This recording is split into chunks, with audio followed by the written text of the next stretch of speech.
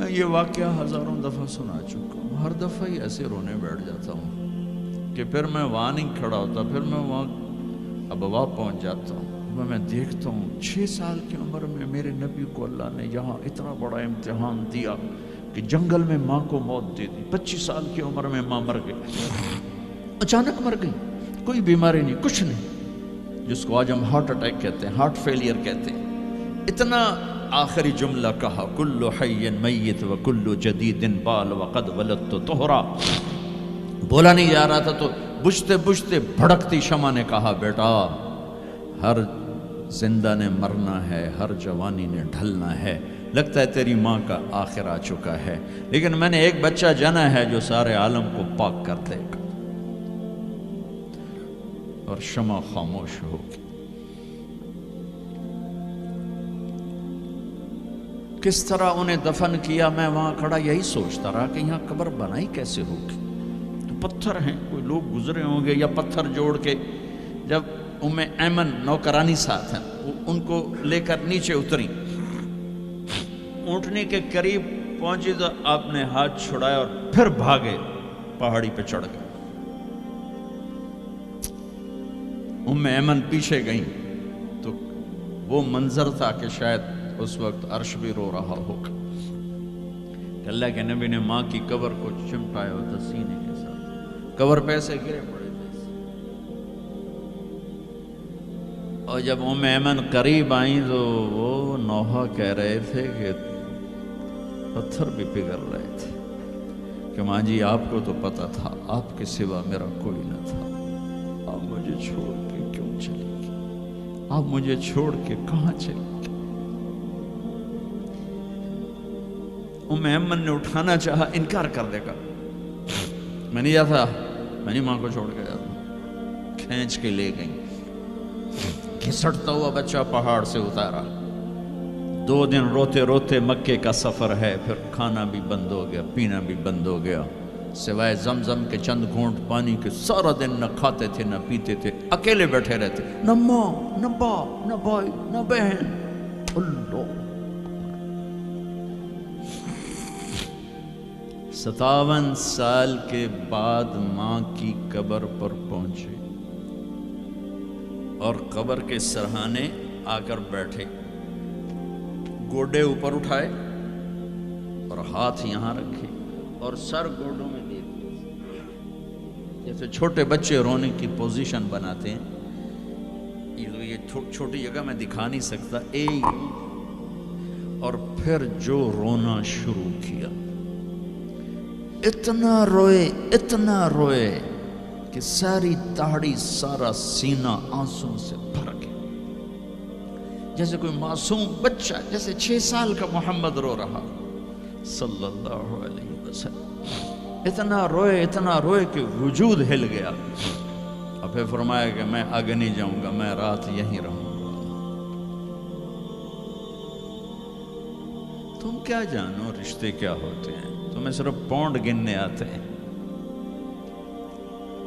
تم سے مراد میں بھی اور سارے بھی، کہ ناراض نہ ہو جاؤ، ساری امت کا یہی حال۔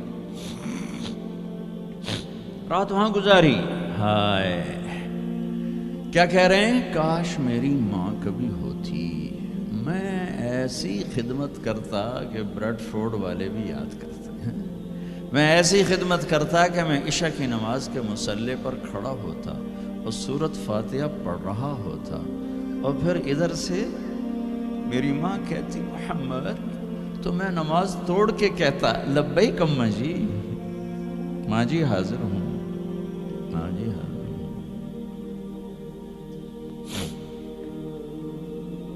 مچھلی کھانا چھوٹا گناہ ہے، شراب بیچنا بڑا گناہ ہے، سود کھانا بڑا گناہ ہے، ڈرگ بیچنا بڑا گناہ ہے، چوری ڈاکے ظلم و ستم کیا امت نہیں کر رہی، بے گناہ قتل، جھوٹے الزام تہمتیں، کیا حشر کر دیا جنید جمشید کا۔ یہ اسلام ہے۔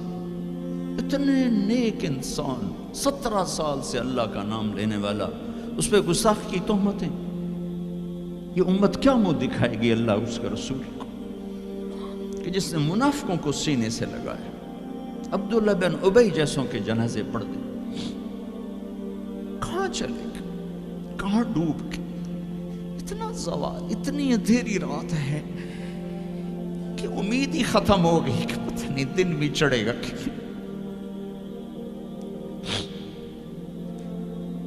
دین کے نام لینے والے جب دین کو ذبح کرنے پہ آ جائیں, ممبر پہ بیٹھنے والے جب نفرتوں کی آگ بھڑکانے لگے, کس سے غلطی نہیں ہوتی. ایک پاک انبیاء کی ذات ہے جن کی زبان پہ اللہ بولتا. باقی طارق جمیل روزانہ مجھے 40 سال ہو گئے بیان کرتے ہوئے, میں خطا نہیں کروں گا تو اور کیا کروں گا. مجھ سے پوچھو تو صحیح, میں غلطی سے کہہ گئے, جان بوجھ کے کہہ گئے, ہو سکتا میں نے غلطی سے کہہ دیا.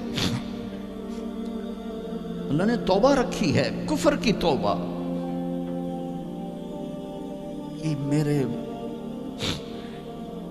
درد سے بول رہا ہوں, زوال ہے, زوال, خوفناک زوال ہے.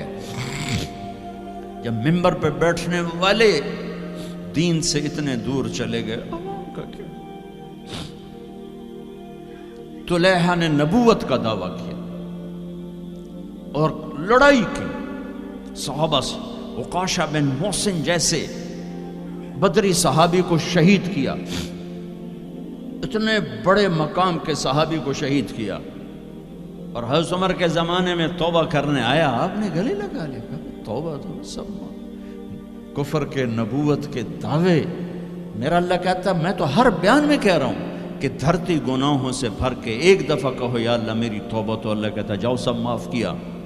یہ میں زوال بتاؤ. آج امت کتنی پستی میں چلی گئی ہے, کس قدر فرقہ واریت نے ایک اجتہا کی شکل اختیار کر لی ہے. ایک دوسرے کو سلام کرنے سے کہ کافر کافر کافر, کتے خنزیر. میرا نبی ایسے بولتا تھا. میں انسان ہوں, بول رہا ہوں, بولتا بولتا کوئی غلط جملہ بول سکتا. گستاخی کا جان بوجھ کے کرنے والا یقیناً دارہ اسلام سے عمل چھوڑنے سے آدمی کافر نہیں ہوتا. گستاخی کرنے سے, نماز چھوڑنے سے کافر نہیں ہوتا, گناہگار ہے. نماز کی گستاخی کرنے سے وہ دارہ اسلام سے نکلتا ہے, لیکن اس کے لیے بھی توبہ کا دروازہ کھلا ہوا ہے. لیکن یہ کتنا تعصب ہے, نفرت ہے کہ ایک آدمی کی 17 سال کی پاک زندگی کو ایک غلطی پر کفر بنا دیا. یہ گراوٹ ہے, زوال ہے.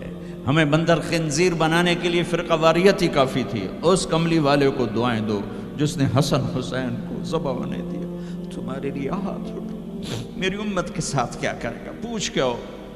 اور وہاں سے جواب آتا ہے ساتھ دوں گا